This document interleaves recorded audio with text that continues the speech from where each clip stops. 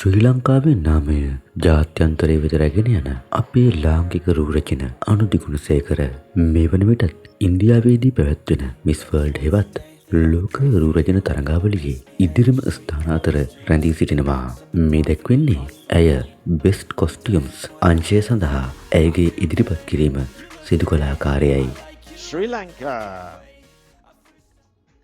Dhananjaya Bandara, an elegant halter neck gown.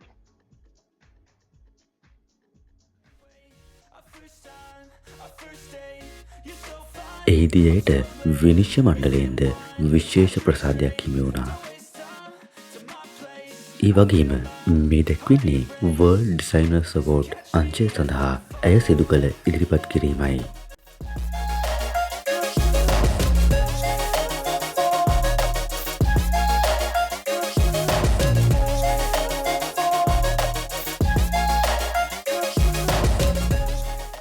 ඒ වගේම ඇය මේ වන විට ඉන්දියාවේ ජනතාව අතරත විශාල ප්‍රසාදයක් දිනාගෙන තිබෙනවා.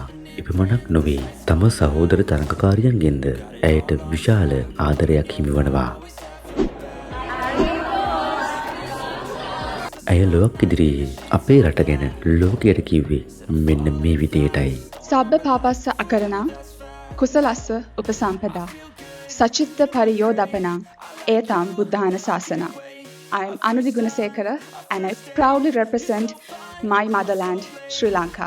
I speak Sinhala, my native language, English and basic Tamil and French. Geographically, Sri Lanka is a tiny island that you wouldn't even notice on the map.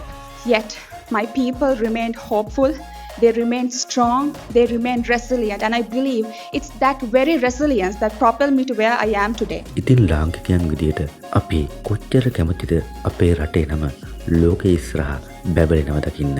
ඉතින් ඒ වෙනුවෙන් උපරිම කැපකිරීමක් කරන අපේ රටේ අපේ රූරචනට අපි හදවතින්ම සුබ පතමු. ඇය වෙනුවෙන් ඔබේ කමෙන්ට් එකක් පහලින් දාගෙන යන්න අමතක කරන්න එපා.